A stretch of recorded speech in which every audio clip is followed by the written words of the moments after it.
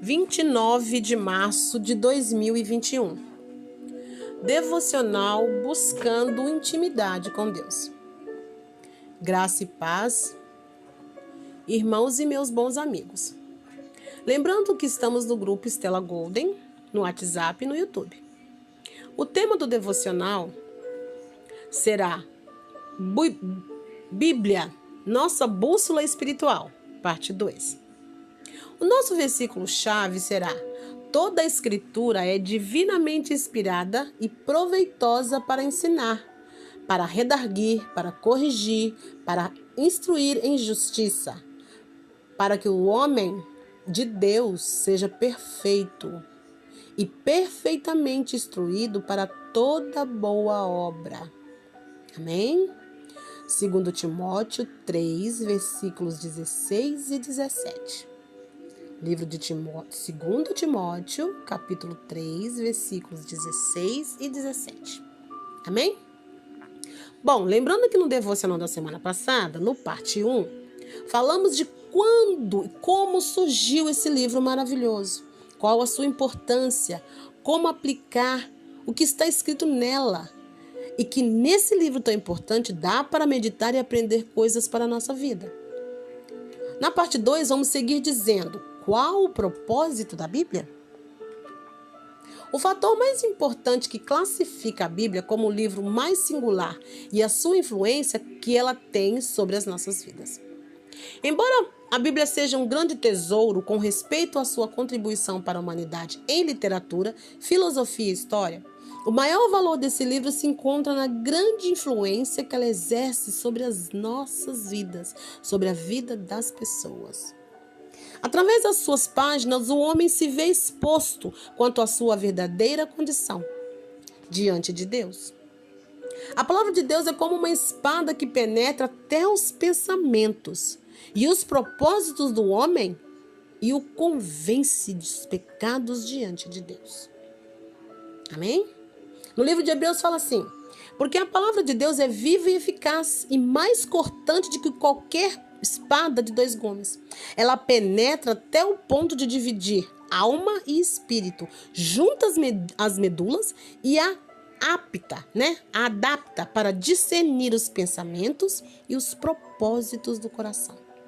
Hebreus 4:14. Veja como Deus invade sua vida e vai tratando tudo. Vai limpando.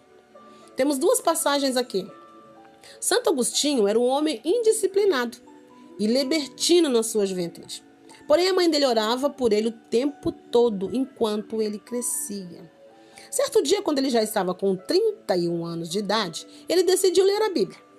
E ele estava embaixo de uma figueira e, de repente, chegou num trecho que dizia assim: andemos dignamente como em pleno dia, não em orgias, não em bebedices, não em impudícias, e nem dissoluções, não em contendas, nem ciúmes, mas revestivos do Senhor Jesus Cristo, e nada disponhais para a carne, no tocante às suas concupiscências. Está no livro de Romanos 13. Romanos capítulo 13, versículos 13 e 14. Esse versículo, quando ele leu, eu acredito que na época essas palavras elas são significativas, porque lá eles usavam essas palavras difíceis: impudicícias, dissoluções, contendas. São palavras fortes, orgia, são palavras fortes, e depois você procura no dicionário o significado de cada palavra. Essas palavras o convenceu, Agostinho, de todos os seus pecados, e ele se arrependeu diante do Senhor e se tornou um servo de Cristo. No curso da história, muitas pessoas famosas foram movidas a crer em Cristo e a ler a Bíblia. O imperador francês Napoleão, após ter sido derrotado e exilado na ilha de Santa Helena, confessou que, embora ele e outros grandes líderes tivessem fundado seus impérios através da força, Jesus Cristo edificou seu reino com amor. Ele também confessou que, embora pudesse reunir seus homens em torno dele em prol da sua própria causa, ele teria de fazê-lo falando-lhes face a face, enquanto por 18 séculos incontáveis homens e mulheres se dispuseram a sacrificar com alegria a própria vida por amor a Jesus Cristo, sem tê-lo visto sequer uma vez. São os famosos heróis da fé, né? Esse é um assunto para a gente falar numa outra devocional. Embora muitos reis, imperadores, o governo tenha tentado nos últimos 2000 anos erradicar a Bíblia, ou seja, dizer que ela está errada, apagá-la do mapa, o agir de Deus e a sua verdade e os seus milagres. A começar pelos imperadores romanos lá do primeiro século, até os governadores ateus do século de hoje, mas nenhum poder do mal tem conseguido abalar ou destruir a transformação na vida do homem por esse livro e pela pessoa maravilhosa que ele revela, o nosso Pai. O Cristo revelado na Bíblia continua vivo hoje, tão vivo como há 2000 anos atrás. Nenhuma biografia de homem nenhum sobre a terra tem transformado tantas vidas como a vida de Jesus transformou a vida das pessoas até os dias de hoje. A Bíblia existe para que possamos compreender, temer, respeitar e amar. Amar a Deus sobre todas as coisas. Assim como ela, a Bíblia, mesmo se denomina como Sagradas Escrituras, e por isso, quando lemos a Bíblia, devemos entrar em contato com o Senhor Jesus, orando para que Ele nos dê a revelação da palavra. Orar também para que sejamos capacitados pelo Espírito Santo a viver a palavra de Deus. E não só apenas conhecê-la em nossa mente, pois o simples fato de conhecermos a Bíblia não nos faz um cristão. Os judeus cometeram esse erro, pois eles examinaram as Escrituras, mas não conheceram a pessoa de Cristo. Nesse caso, te faço uma pergunta e respondo. Podemos mesmo acreditar no que a Bíblia diz? Sim, podemos e devemos.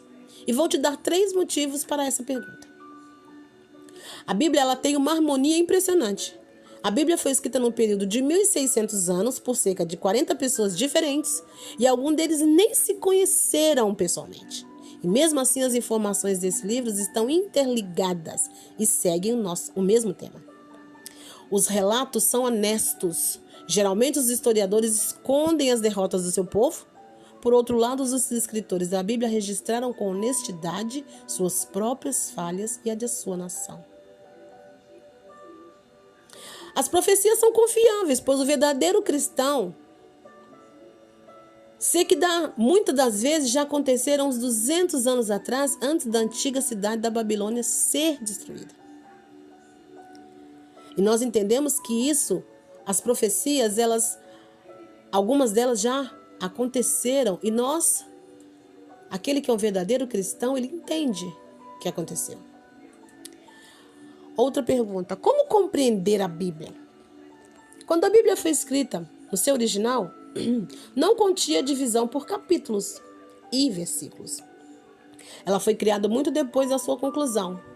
E essa divisão serve para a localização dos textos com mais facilidade. No entanto, deve ser levada em consideração para que, quando estivermos estudando ou lendo um determinado assunto, não tirarmos conclusões indevidas. Devemos sempre analisar o contexto em que se encontra o versículo certo. Certo escritor uma vez citou sabiamente que um texto sem contexto, na verdade, é um pretexto. Então, vamos analisar um versículo para melhor compreensão do que se vem a ser a importância para analisar aquele contexto. Às vezes, um versículo pequeno não quer dizer que a resposta está toda ali. O texto acima e a parte abaixo desse mesmo texto tem muito significado. Tanto nos livros do Novo Testamento como do Velho Testamento, devemos ler e tentar entender o que Deus quer falar conosco e aos nossos corações. Mesmo tendo sido em épocas diferentes, podemos sim aprender com todas as épocas. Quando você for estudar sobre um determinado tema na Bíblia, além de compreender o contexto textual e histórico, você vai estar invadindo aquela história, vivendo aquele momento. E aí, então, entendendo o contexto histórico, o contexto textual e o contexto espiritual. Ao contrário de que muitos dizem que não podemos utilizar livros literários fora da Bíblia, fica uma aspas abertas. Eu não ignoro nem que pode, mas só te peço que tenha cuidado. Se você é um bom leitor, vai saber filtrar a teoria de cada escritor e de cada obra. Não vá pelas suas conclusões. Se achou complexo demais, pergunte. Não é vergonha perguntar ao seu pastor e dizer a ele que não entendeu o texto. Como você mesmo sabe, somos tricotômicos. O homem é formado por corpo, alma e espírito. E para melhor compreender a Bíblia, devemos usar o nosso espírito, que é a parte interior do nosso ser, que se constitui de consciência, intuição e de comunhão com Deus. Assim como temos que alimentar o nosso corpo todos os dias com alimento sólido, temos um espírito que deve ser alimentado diariamente pela leitura e oração da palavra de Deus. Quando lemos a Bíblia com oração e com o coração, nós estamos estamos entrando em contato com a própria pessoa de Cristo. E essa palavra alimenta o nosso espírito, nos trazendo fé, esperança e paz. Pois a vida não teria sentido sem a Bíblia, sendo que nela encontramos respostas para as principais perguntas dessa vida, com o propósito da nossa existência, como devemos viver nesse mundo e o que ocorrerá conosco após essa vida. Amém? Eu vou parar por aqui. Ainda vamos ter uma terceira parte, porque o texto é muito grande, o material é muito. Então eu prefiro repartir para não ficar muito grande. Amém? Eu quero orar por você. Senhor, meu Deus e meu Pai, magnificado Deus, eterno, santo e bendito, nós estamos aqui nessa noite, porque o devocional era para ser feito durante o dia, mas o Senhor preparou agora e nós queremos te agradecer por mais esse estudo, por mais esse presente que o Senhor veio aos nossos corações, pois eu também aprendi muito, Senhor. Pai, permita que nós possamos nadar, nos inundar dentro desse livro e entender o que aconteceu no passado e o que está acontecendo hoje. Pai, nos faz abrir as nossas mentes, os nossos ouvidos, os nossos olhos e possamos te entender, Pai. Possamos te ouvir, possamos te escutar, possamos te sentir, possamos falar com você, mas que nós possamos parar para te ouvir. É necessário que nós possamos te ouvir. Nós precisamos parar para te ouvir, Senhor. O que o Senhor está cobrando de nós, o que o Senhor está querendo da sua nação, do seu povo, desse planeta, Pai. A nossa terra está doente, Senhor. E nós estamos aqui de mãos e pés atados. Sabemos que tudo está no seu controle. Que no passado teve, que séculos atrás teve e que agora estamos vivendo a mesma situação. Mas, Pai, vem sobre nós. Fala com as nossas vidas, que nós possamos abrir a Bíblia e te ver lá dentro. É o que eu te peço e te agradeço. No nome do Senhor Jesus. Amém? Vamos cantar um louvor para edificar as nossas vidas intensamente. Esse louvor, ele é da Aline Barros. E ele fala sobre atitude, mas também tem um pedacinho da Bíblia, falando o que a Bíblia está dizendo para nós. Amém?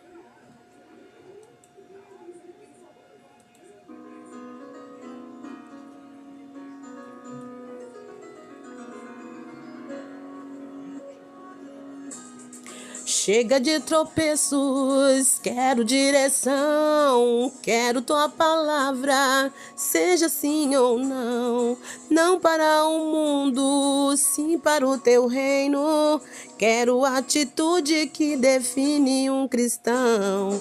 Abre os meus ouvidos, quero tua direção. Toma minha mente, guia o meu coração. Nele há caminhos que parecem ser direitos, mas teus pensamentos são mais altos e perfeitos. Seja, Senhor, o centro do meu viver. O foco não quero perder. Preciso ser fiel até o fim, pra coroa receber. Seja, Senhor, o centro do meu viver. O foco não quero perder.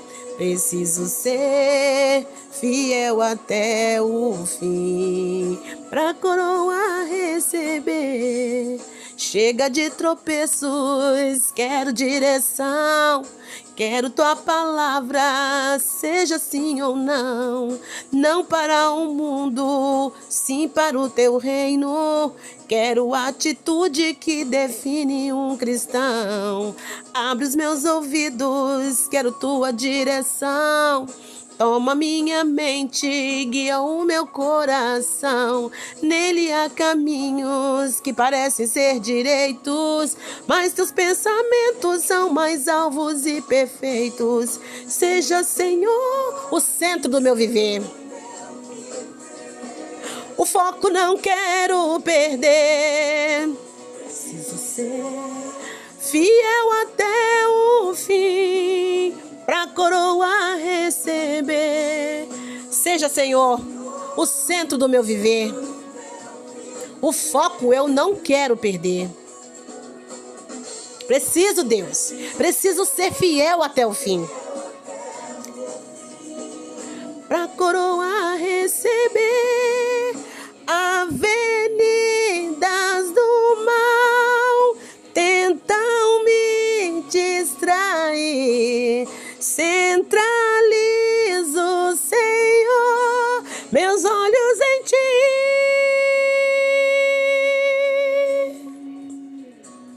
Seja, Senhor, o centro do meu viver. O foco não quero perder. Preciso ser fiel até o fim, pra coroa receber. Aleluias. A coroa receber, o centro do meu viver. O foco eu não quero perder.